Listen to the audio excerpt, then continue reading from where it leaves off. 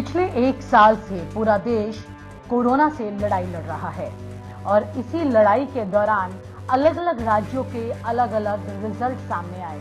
किसी ने कोरोना पर जीत पाई तो कोई राज्य कोरोना से हार गया और उसका ठीकरा एक दूसरे पर भी फोड़ते रहे।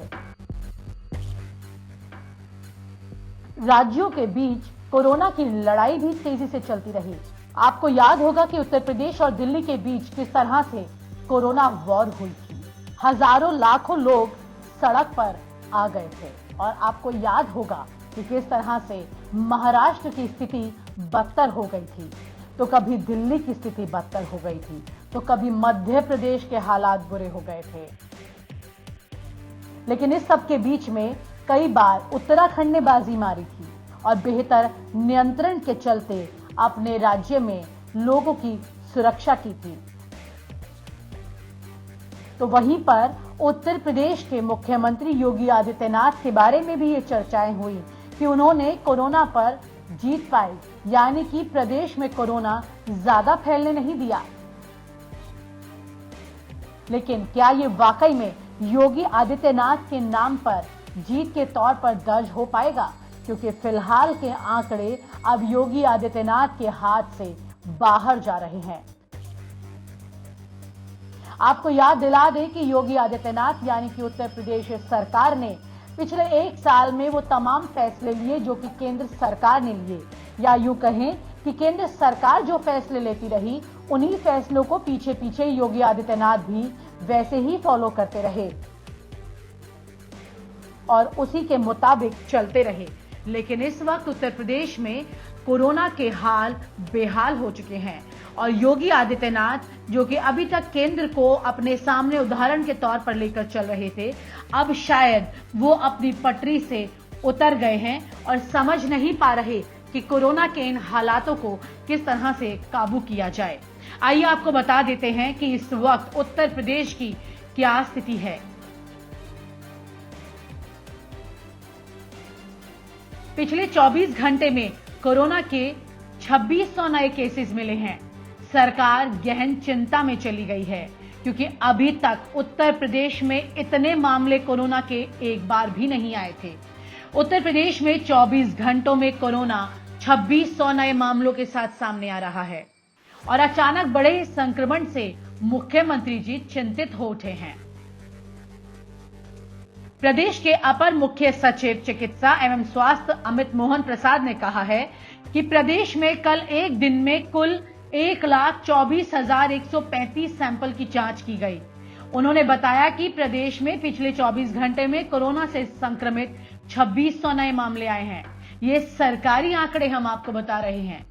प्रदेश में 11,918 कोरोना के एक्टिव मामलों में से 6,722 लोग होम आइसोलेशन में हैं।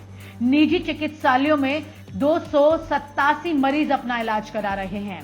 इसके अलावा सरकारी चिकित्सालयों में निःशुल्क इलाज हो रहा है। विगत 24 घंटों में संक्रमण के 2,600 नए मामले सामने आए हैं। इस समय एक्टिव इन्फेक्शन के केसेस की कुल संख्या 11,918 है। संक्रमण के प्रारंभ से अब तक जो लोग संक्रमण मुक्त हुए हैं उनकी संख्या अब बढ़कर के 5,99,045 हो गई है। कोविड संक्रमित व्यक्तियों में से कुल 8,820 लोगों की आज तक मृत्यु हुई है।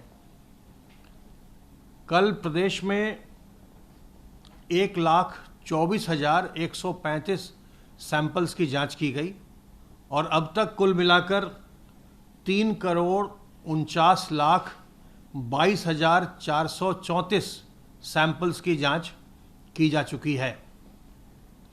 जो हमारे एक्टिव केसेस हैं 11,918, इनमें से 6,722 होम आइसोलेशन में हैं, 287 निजी अस्पतालों में भुगतान के आधार पर अपना इलाज करवा रहे हैं। लेकिन आपको ये बता दें कि उत्तर प्रदेश में चिकित्सा व्यवस्था कुछ इस तरह की है जिसके चलते हाई प्रोफाइल कोरोना मामले दिल्ली का रुख कर रहे हैं। और उत्तर प्रदेश में जो तमाम मामले इस वक्त बढ़ रहे हैं, उससे खुद स्वास्थ्य सिस्टम भी पूरी तरह से निपट नहीं पा रहा है। और देखना यह होगा कि योगी सरकार अपनी कोरोना पर इस जीत को क्या वाकई में इस साल भी मेंटेन कर पाएगी, क्योंकि ये एक बड़ी चुनौती के तौर पर सामने है। जहां एक तरफ कोरोना की लड़ाई है, वहीं दूसरी तरफ पंचायत चुनाव भी चल रहा है और 2022 का चुनाव भी अब ज्यादा दूर नहीं है। और आप हमसे जुड़े रहने के लिए सब्सक्राइब करें YouTube पर, फॉलो करें Twitter पर और लाइक करें Facebook पर। और ज्यादा जानकारी के लिए न्यूज नशा की वेबसाइट पर जाएं। आपको टाइप करना होगा सिर्फ न्यूज नशा।